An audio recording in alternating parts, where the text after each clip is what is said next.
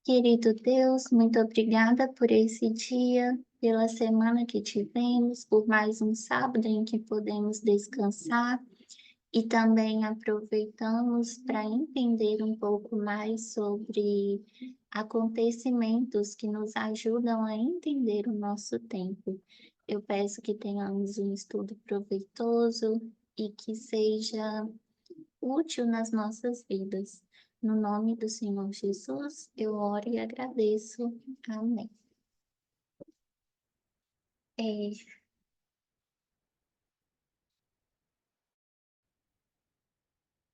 então, o assunto pelo qual nós iremos tratar hoje, eu me baseei nas apresentações da anciã Terry, que se chama Atos 27 e o Decreto Dominical, que foram apresentados em maio de 2024. Por isso, eu gostaria que nós entendêssemos um pouco melhor o integralismo, né? O integralismo foi um movimento político e ideológico que aconteceu em alguns países no século XX, que tinha raízes tradicionalistas, nacionalistas e antiliberais também. O movimento, né, rejeitava a modernidade liberal, o materialismo, né, que na época estava em vigor o capitalismo e as ideias marxistas na época também, e a democracia liberal. Então, surgiu no final do século XIX e início do século XX, e os defensores deste movimento, eles acreditavam que toda a ação social e política deveria estar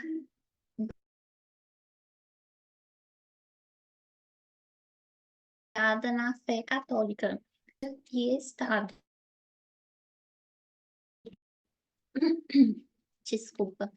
Em 1864, um papa da Igreja Católica chamado Papa Pio IX, ele escreveu uma carta encíclica, né? Encíclica é um documento escrito, né, pelo Papa, que abrange toda a Igreja de forma universal. É como um comunicado, né, a toda a Igreja, e foi chamado de Quanta Cura, no qual ele considerou que os erros que atingiam a era moderna, listados em um anexo chamado Sílabus dos Erros e os Seculares. Os erros que atingiam a era moderna eram o secularismo e a indiferença religiosa. Então, no início do século XX, principalmente na Europa,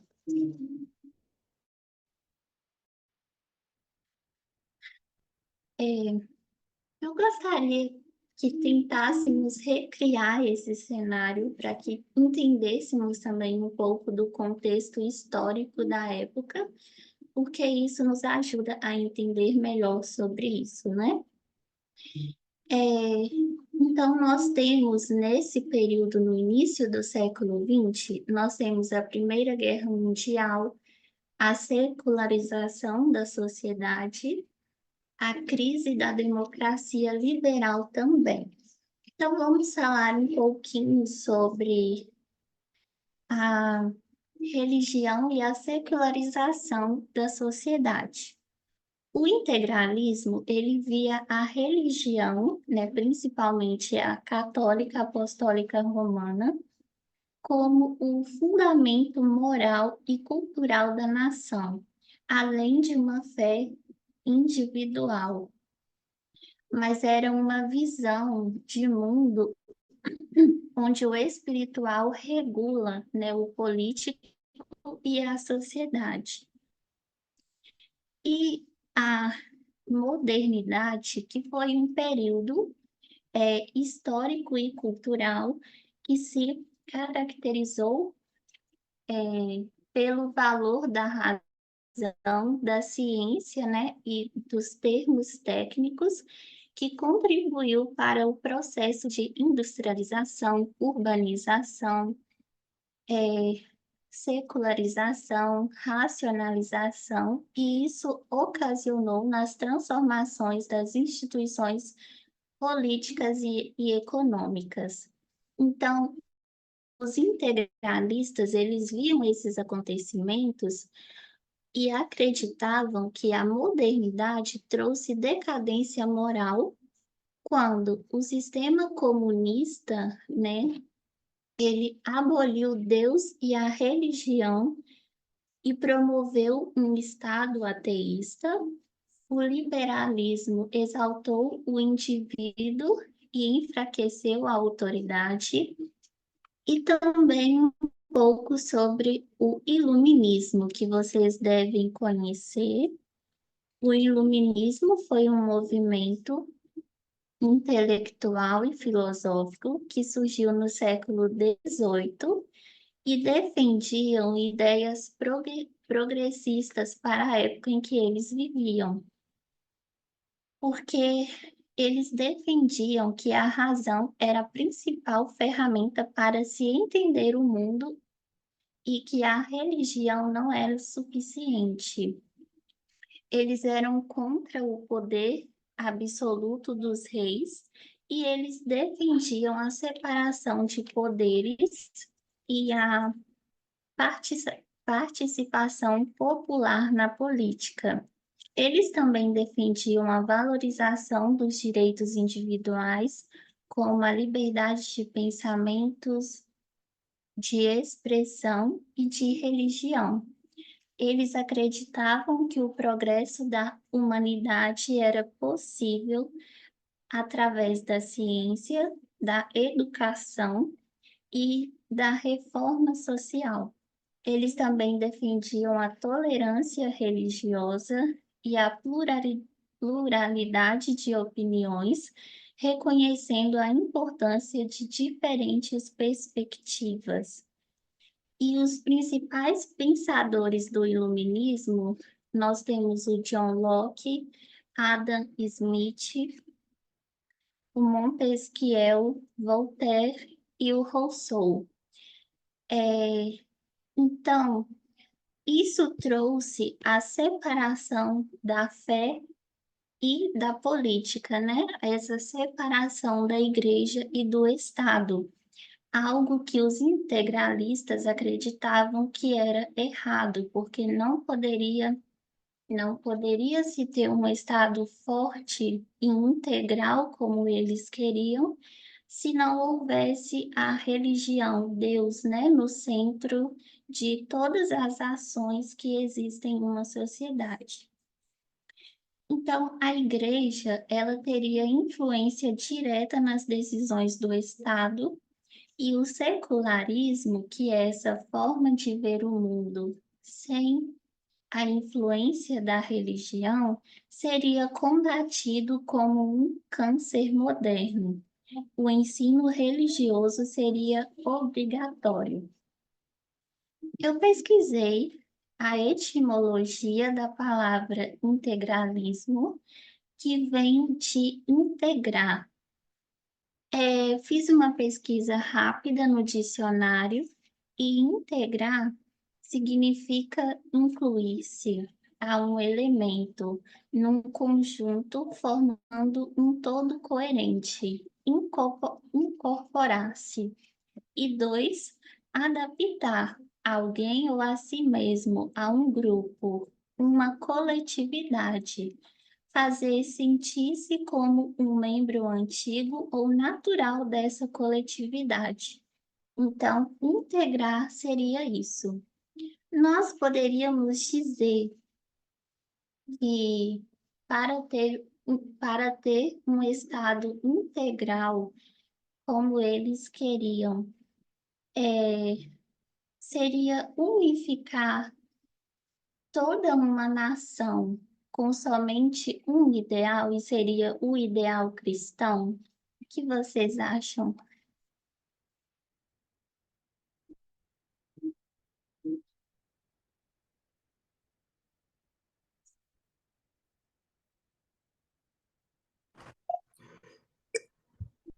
Hoje, boa noite. Boa noite. Eu pensava, é bem difícil fazer isso porque as pessoas têm diferentes visões de como é Cristo, de como é Deus, eh, e como fazer para, sí o sí, ter que escolher. Alguém tem que escolher cuáles são esos mandamentos que têm que ser obedecidos o cuál es la imagen de Cristo que tem que ser obedecida y obligada ao resto das pessoas. Não sei se entendi bem a pergunta, ou se contesto a pergunta. ¿Estás vendo? Entendeu, sim. Obrigada, Mati. Então, eu não vou responder essa pergunta ainda. Talvez eu volte nela no final, porque eu quero construir um pouco mais disso com vocês. Mas, dando continuidade, o integralismo, ele foi um movimento que ele aconteceu não somente em um único país, mas foram vários, né? Aconteceu na França, em Portugal, na Espanha e também no Brasil. E eu gostaria de falar um pouquinho sobre esse movimento aqui no Brasil, para que vocês possam entender um pouco da dimensão do que realmente foi. Falar dele enquanto aqui no nosso país mesmo se torna um pouco mais fácil, pelo menos para mim, no sentido de compreensão. Então, nós vamos para a década de 1930, aqui no Brasil, nós vamos ter um forte influente que se chama Plínio Salgado. Ele era um jornalista e escritor, e ele também participou da política aqui no Brasil. E ele participou da Semana de Arte Moderna, que aconteceu lá na Europa. E com isso, ele teve um encontro com pessoas influentes do movimento fascista do Benito Mussolini e também do movimento nazista do Adolf Hitler. Então, ele volta, né, retorna para o Brasil com uma ideia de tornar o Estado forte, é, um Estado único e um Estado integral. E para isso é necessário três, né, desses princípios, que é a constituição da família tradicional, de uma pátria e também de Deus, né, que são papéis da religião. Então, aqui no Brasil, esse movimento de integralismo, ele vai se chamar Ação Integralista Brasileira.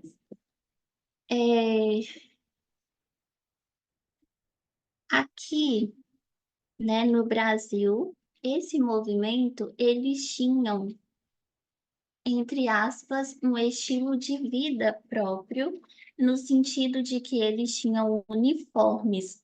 Os homens, eles vestiam camisas verdes com um brasão, com uma letra grega sigma e calça preta, e as mulheres blusas verdes com broches também com esse símbolo da letra sigma e saias pretas. E eles também criavam músicas e tinham toda uma programação que eles faziam para divulgar esses pensamentos do integralismo aqui no Brasil. Na década de 1930, estima-se, através dos dados dos próprios integralistas, que existiam 1 milhão de pessoas integralistas aqui no Brasil, em uma época em que existiam 30 milhões de pessoas. Então, foi um movimento muito grande, né, que atingiu bastante pessoas em vários estados do Brasil. Além, né, das vestimentas que eram características deles, eles também atuavam como força de choque contra os opositores políticos que eles tinham. Eles criavam textos, jornais, livros e revistas com temas integralistas. Eles disseminavam ideias nacionalistas, cristãs e antiliberais, e eles tentavam criar uma cultura integralista através da arte, da música, da religião, dos símbolos, que eram todos voltados para essa identidade. Eles também faziam reuniões frequentemente e debates públicos, e eles recrutavam novos membros. Havia literalmente passo a passo para serem selecionados como integralistas. O Plínio Salgado, ele trouxe, né, com esse movimento integralista no Brasil, um lema que é Deus, Pátria e Família.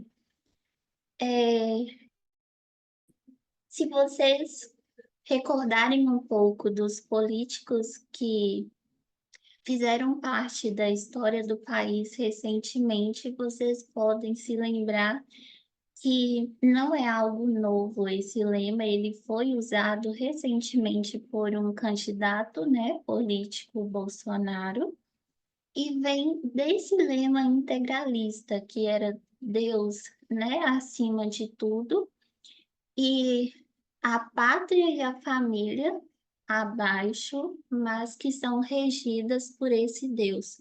Então, o papel da religião é o que determina o sucesso ou a grandeza de uma nação.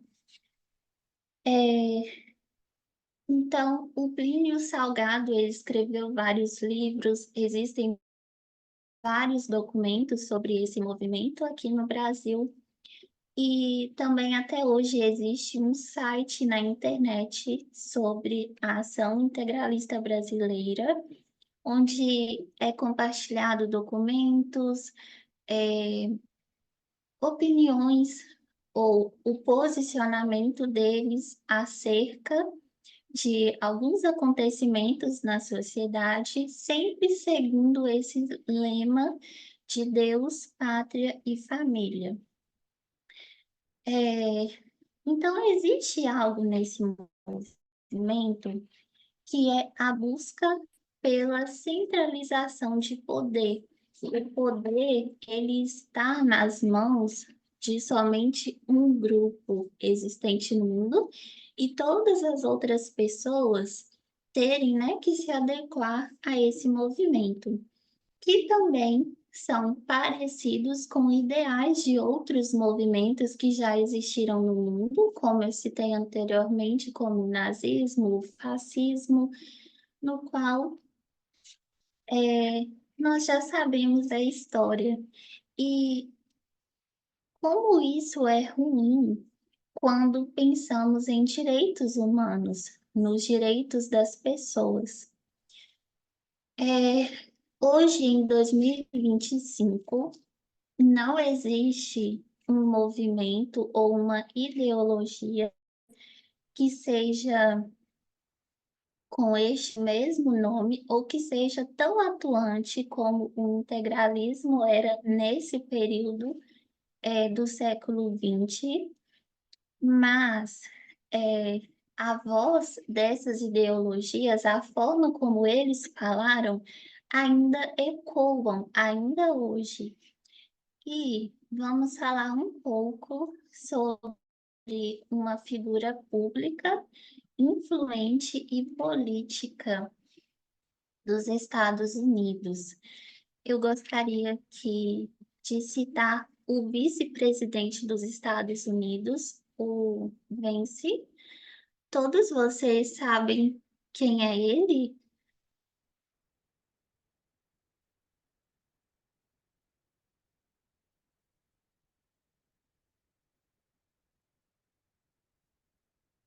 Sim, né? Rayane? Aham. Então, eu não sei falar exatamente sobre ele, mas eu me lembro de ficar bastante, não diria surpresa, mas eu tive que pesquisar para encontrar um pouco mais sobre ele depois da campal da França, em que a Ancien Terry mencionou sobre, né, a manosfera, né, mas também mencionou de todos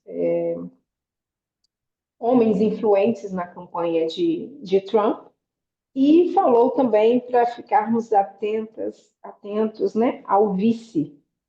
E aí ela falou bastante sobre o J.D. Vance. Eu aqui não saberia falar para você tudo sobre, mas me lembro do envolvimento dele, né, com a religião e a troca. Ele foi mudando, como é que eu posso dizer, as perspectivas dele, né? Mas a ânsia de chegar ao poder com a religião continua.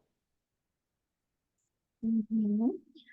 Hi, Muito obrigada, Rê. Ah, hi, sim. boa noite. Sim, Cris. Boa noite. Só completando o que a Rê disse, ele é uma pessoa que tem ideias integralistas, né? Ele defende muito isso. E, e como vice-presidente, ele é um representante importante. É uma pessoa que vai ser o próximo presidente se acontecer alguma coisa, ou se o substituto é ele, né? E ele tem essas ideias integralistas e ele traz isso com muita força, né? De forma até sutil, eh, se podemos dizer assim, mas de uma forma que ele possa atrair, né? Pessoas com esse mesmo trazendo esse mesmo pensamento para dentro da política, né? Onde como eu entendo o integralismo, como eu acho que é, o Estado tem o direito de intervir no aborto, o Estado tem o direito de intervir em coisas que deveria ser uma decisão pessoal, individual. Eu acho que eu penso mais ou menos isso. E aqui Uhum. no Espírito Santo, a gente teve o integralismo de uma forma muito forte em Burarama, numa cidade aqui em Cachoeiro, trazida mesmo pelo Plínio Salgado, né? E essas pessoas também tinham uniforme, tudo, eram todos imigrantes italianos, né? E foi muito interessante como o presidente Vargas, na época, usou esse, essa ideologia a favor dele. E depois, quando ele viu que essa ideologia ganharia espaço contra ele, quando ele venceu a oposição, através dessas pessoas, ele dissipou, ele tirou, ele encerrou, acabou com o integralismo ali. É bem interessante a história. Obrigada. É realmente muito interessante a história e você disse bem sobre o Vence. É, Eu fiz uma pesquisa rápida em uma rede social que ele tem, né, no Instagram, e na parte da biografia tem lá que ele é cristão, marido e pai, né? Que ele também está para servir os Estados Unidos com o Donald Trump. Então, aqui nós, se vocês observarem bem, já dá para ver, né, esse conservadorismo, esse tradicionalismo que existe muito forte de, né, o mérito que é uma pessoa quando ela é cristã, quando ela é marido, quando ela é pai, ou quando ela é cristã, mãe e esposa. Isso é algo muito forte. Às vezes tem até uma questão das pessoas olharem pela aparência física, né, de alguém, ou que ela aparenta ser, e uma pessoa que é pai, marido e cristão, as pessoas tendem, né, a olhar para essa pessoa com um olhar de que ela é uma pessoa boa, de que ela nunca faria mal a alguém. Então, ele é o vice-presidente, né, dos Estados Unidos e ele é membro do Partido Republicano e ele é vice do Donald Trump. E os pensamentos dele chamam muito a atenção. Algo também que eu queria falar que ele é jovem, ele tem 40 anos, ele está na casa, né, dos 40 anos.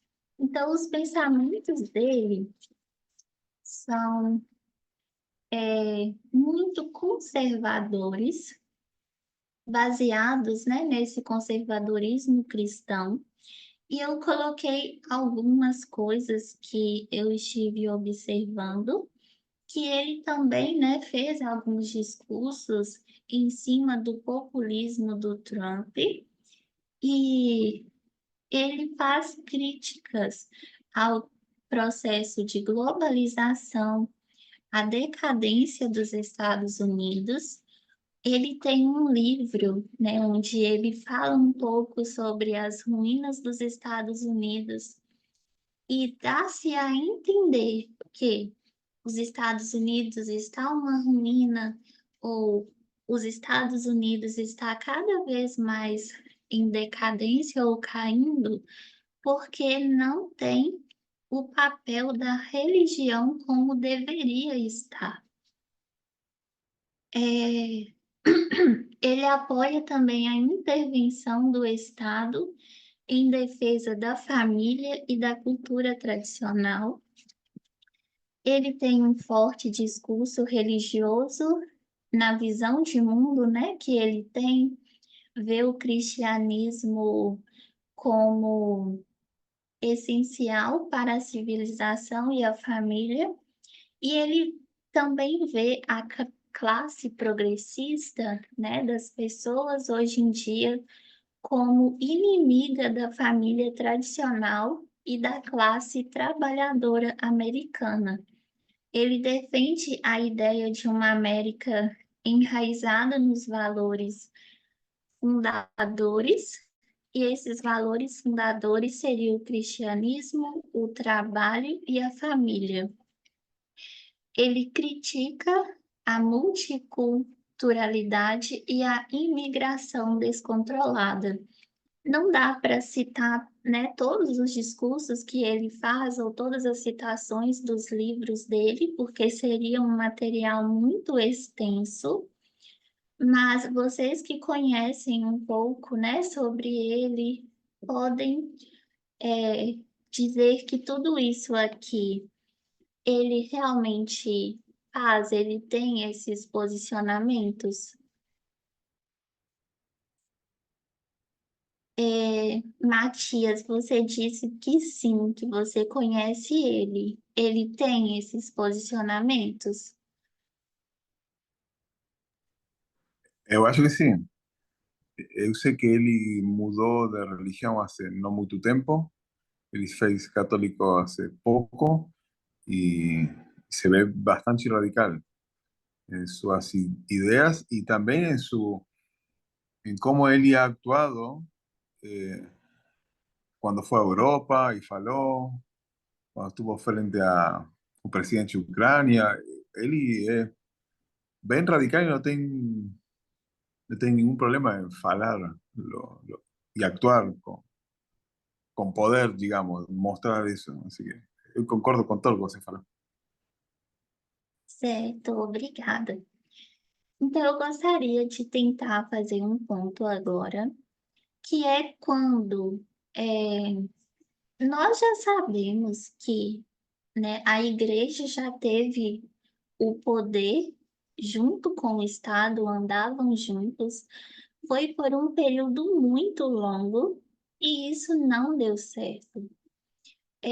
Mesmo, né, não dando certo, as pessoas ainda continuam, mesmo depois em outros séculos, ainda gostariam que fosse esse mesmo regime, né, da igreja e o Estado juntos. Mas se voltássemos no contexto desde a Idade Média até os dias atuais e olhássemos para todas as formas de governo que existiram nesses períodos, quem foram as pessoas beneficiadas por essas formas de governo? Por exemplo, na Idade Média, né, a igreja e o Estado juntas. A igreja dizia, né, que as pessoas não poderiam fazer nada de errado ou contra aquele sistema de governo, porque Deus iria castigar elas. Somente a igreja e Deus tinha a resposta para todas as questões. Quem eram as pessoas que eram beneficiadas por essa forma de governo? Quem vocês pensam que eram?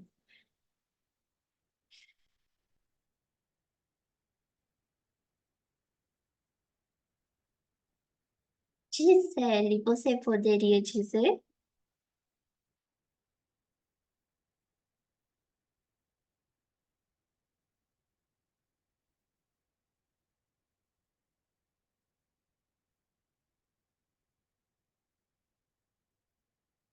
Outra pessoa?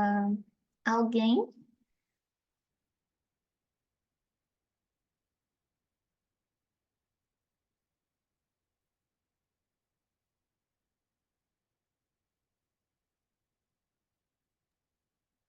Rayane, Sim, eu diria que a própria igreja, né, que enriqueceu em cima desse modelo de governo, e os mais abastados que já estavam no poder. sim, isso mesmo. Em vista da igreja, né, o clero da época, e as outras classes de pessoa, esse clero era uma minoria que era, né, que tinha os benefícios ou era protegida por esse sistema de governo em vista das outras classes que eram a maioria. Então, nós também já estamos aproximando do final. Quando nós estamos de um lado no qual nós não nos encaixamos nas ideologias de um movimento ou de uma forma ou um sistema de poder, o que nos assegura hoje seriam as constituições, né? As constituições de cada país, documentos que contêm direitos de escolha, direitos das pessoas serem livres, direitos das pessoas viverem, em todos os sentidos. Então, quando a gente volta além desse contexto da Idade Média, tem também a Carta Magna, que vocês já devem ter ouvido falar, que ela, né, foi escrita no ano de 1215, que estabeleceu o direito à proteção, da propriedade privada e limitações ao poder do rei. Os amparados por esse documento eram pessoas, né, que tinham propriedade privadas, que tinham, na época, terras, ou seja, homens brancos. As outras pessoas, né, que continuavam sendo de diferentes classes, seja econômica, racial ou de gênero, elas não foram incluídas ou elas não desfrutaram, digamos assim, do que estava nessa carta. Então, também, alguns anos depois, temos a Constituição dos Estados Unidos, que vocês já devem saber sobre isso, no ano de 1789, que é considerada também uma das mais antigas e influentes, e também não abrangia todas as pessoas. Lá, os direitos, né, que estavam naquela Constituição eram para os cidadãos. Somente no ano de 1920, né, que as mulheres foram incluídas ali para também terem direito ao voto. E hoje nós temos a Declaração Universal dos Direitos Humanos. Eu vou tentar compartilhar minha tela, que eu gostaria de ler alguns com vocês. Só um minutinho. Acho que está aqui. Aqui. A Declaração Universal dos Direitos Humanos foi escrita, né, depois do contexto das guerras, de tudo, né, do Holocausto, de tudo aquilo que existiu, que nós sabemos, até mesmo depois do integralismo. E a Declaração Universal dos Direitos Humanos, ela, aqui está o preâmbulo, né, que considera que o reconhecimento da dignidade inerente a todos os membros da família humana e dos seus direitos iguais e inalienáveis constitui o fundamento da liberdade, da justiça e da paz no mundo. E aqui fala algo também importante. Considerando que o desconhecimento e o desprezo dos direitos humanos conduziram a atos de barbárie que revoltam a consciência da humanidade e que o advento de um mundo em que os seres humanos sejam livres de falar e de crer, libertos do terror e da miséria, foi proclamado como a mais alta inspiração humana. E aí agora eu já vou passar para os artigos da Declaração Universal dos Direitos Humanos. E aqui, no primeiro e no segundo, eu gostaria de ler com vocês, que diz que todos os seres humanos nascem livres e iguais em dignidade e em direitos, dotados de razão e de consciência, devem agir uns para com os outros em espírito de fraternidade.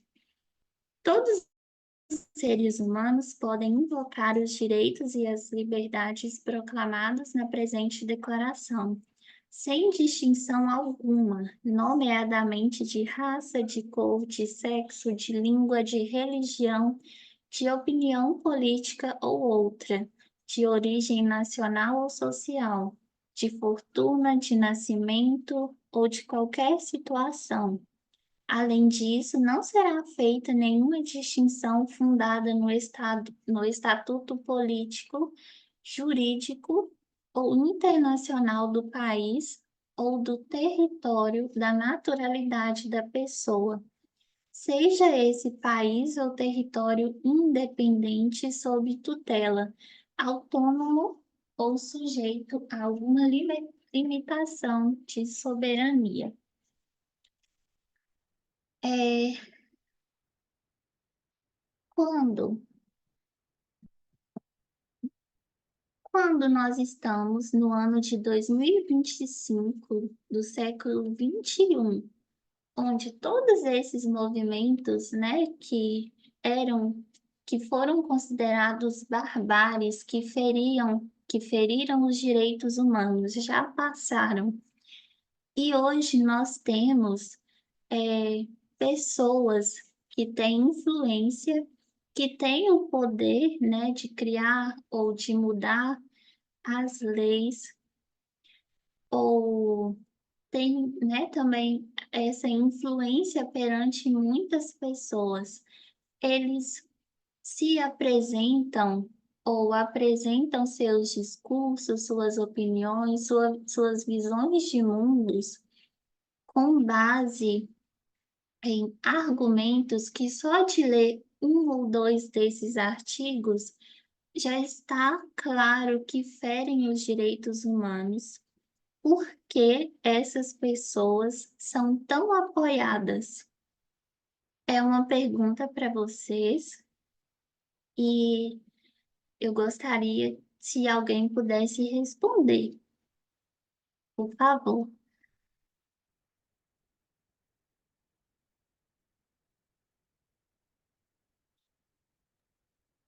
Ai, você está Sim, perguntando por que essas pessoas são tão apoiadas, as pessoas que defendem esse conservadorismo?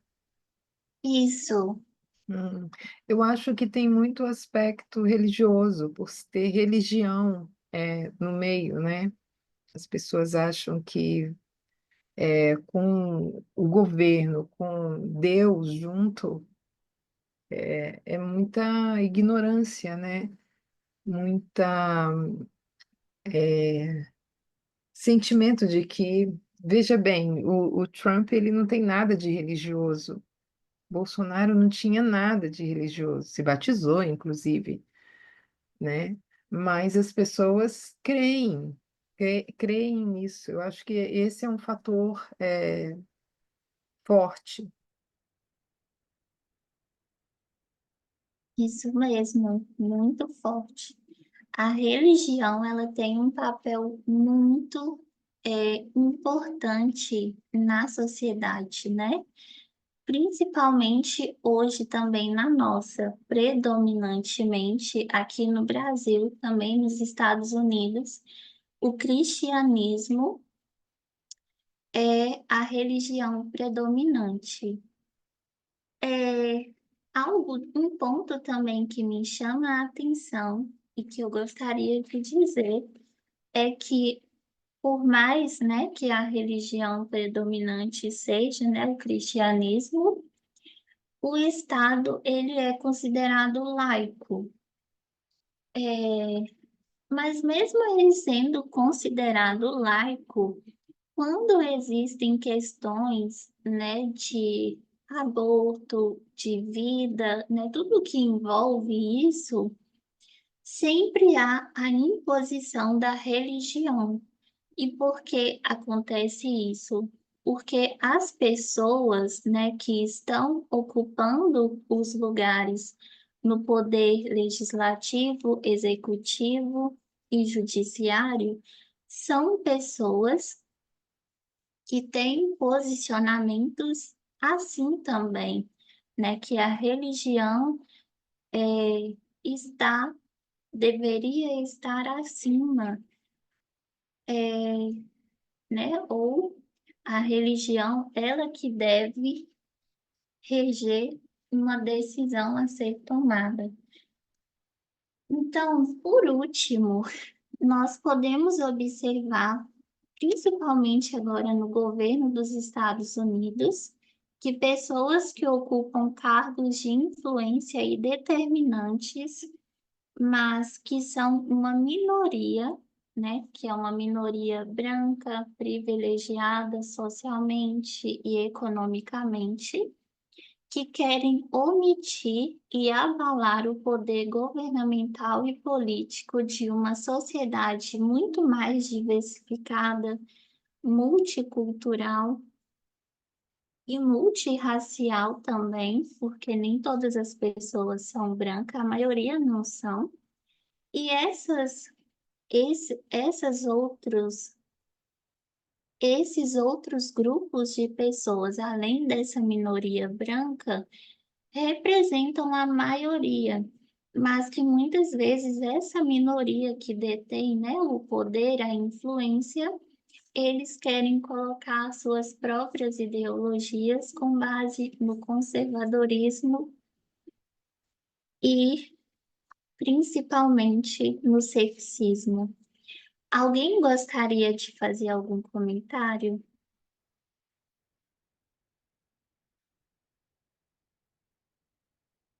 Rayane, Sim, é, só um comentário.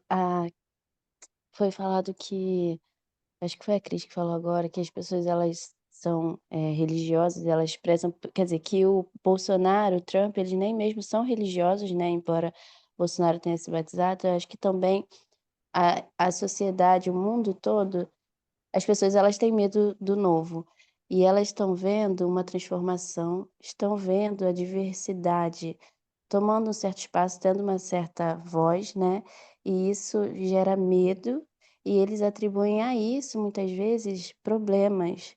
E pessoas que nem mesmo são religiosas, elas querem, igual o João Pedro uma vez trouxe, falou sobre o tradicionalismo, né? Elas querem o tradicional, e normalmente nesse tradicional, o homem, ele é o principal, e tudo gira em torno do homem, né? Então, aí entra o sexismo e tudo mais. A base que se usa é religiosa em países cristãos, mas existem outras religiões, como o hinduísmo, por exemplo, que é muito forte a questão do tradicionalismo do homem, do papel do homem, dele sendo o principal. E eu acho que isso também conta, né? com certeza. Muito obrigada, Carol. Mais alguém gostaria de comentar? Então, um comentário também que eu gostaria de fazer, que a gente tem visto e vivido, né? Agora profeticamente falando, né?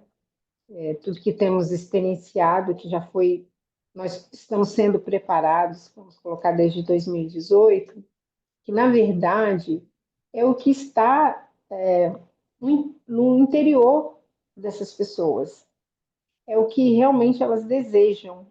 E estão surgindo os representantes de acordo com a vontade das pessoas, porque os ânimos e a forma de lidar, de se expressar emocionalmente, está tudo muito agressivo, tudo muito feroz. E quando surge alguém que dá voz a essa vontade, esse alguém é alçado.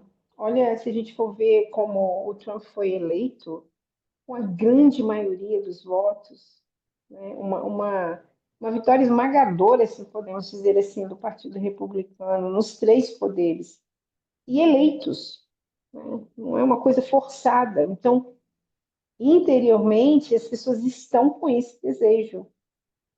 Eu fico bem temerosa com relação ao Brasil para as próximas eleições, porque, como a gente viu que o trumpismo continuou ainda com Trump fora do governo, a gente sabe que o bolsonarismo também tem a sua propagação, né?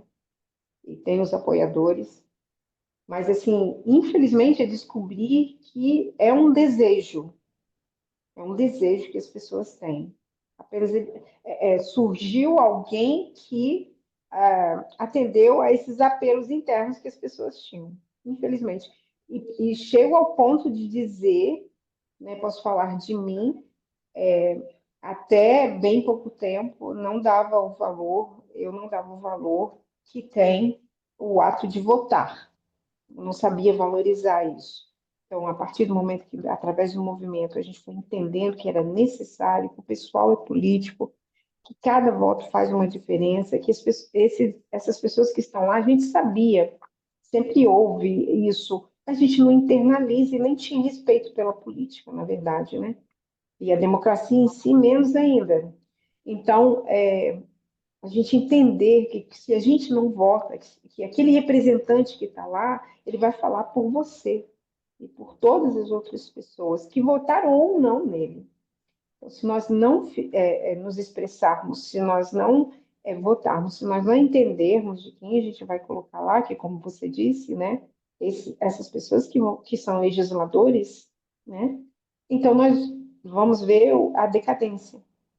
E, infelizmente, hoje, a maioria faz escolhas por pessoas como a gente viu aqui no Brasil, o ex-presidente, e a gente está vendo lá o Donald Trump. E não importa o que essas pessoas fazem e como elas vivem, porque, como a Rose bem colocou, e agora, não sei quem foi que falou também, voltou a citar, eles não têm nenhuma raiz religiosa forte, ou vamos dizer assim, que realmente seguem. E isso não importa. Às vezes, nem mesmo a ética não importa. Olha tudo que Trump fez, quantas condenações e foi eleito. Infelizmente, é uma descoberta também de saber o que as pessoas desejam hoje, infelizmente. Exatamente. Obrigada, Renite. Nós já vamos finalizar, mas antes de finalizar, eu vou voltar naquela pergunta que eu fiz no início, e eu gostaria de saber agora se temos a possibilidade de ter uma resposta para isso, para esse questionamento. Então, nós poderíamos dizer que para ter um Estado forte, grande e unificado, todas as pessoas ou todos esses ideais do integralismo, do conservadorismo ou do tradicionalismo religioso deveriam ser o princípio das leis. O que vocês acham?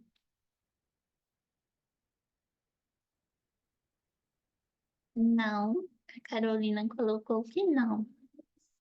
E por quê? Ainda sobre esse direito do voto que a Renilde falou muito bem, quando nós elegemos alguém, né, essa pessoa está nos representando e falando por nós. E vamos imaginar se todas as pessoas que compõem, né, esse cenário político no poder executivo, legislativo e judiciário fossem todas as pessoas com todos esses requisitos aqui para ser uma pessoa conservadora cristã.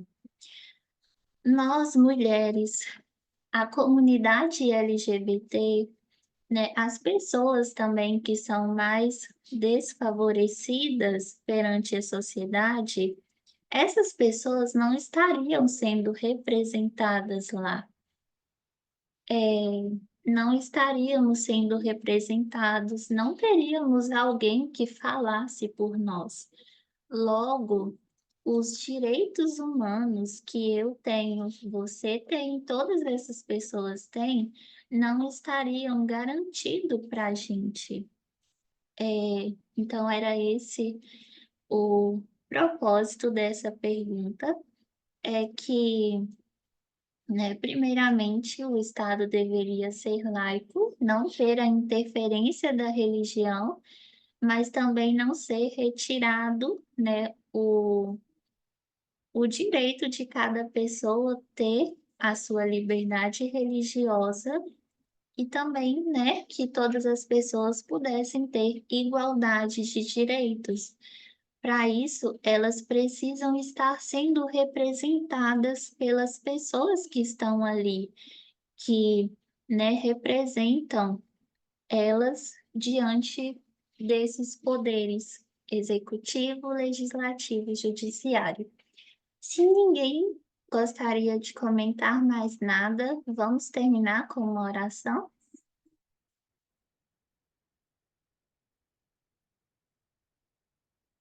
Acho que ninguém, então vamos orar.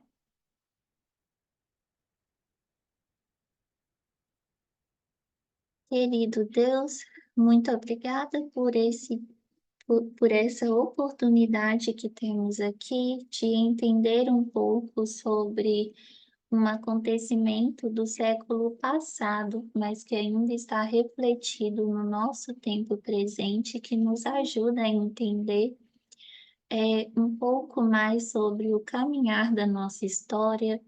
Gostaríamos de pedir para que pudéssemos compreender mais e que nós pudéssemos ser também defensores dos direitos humanos de todas as pessoas.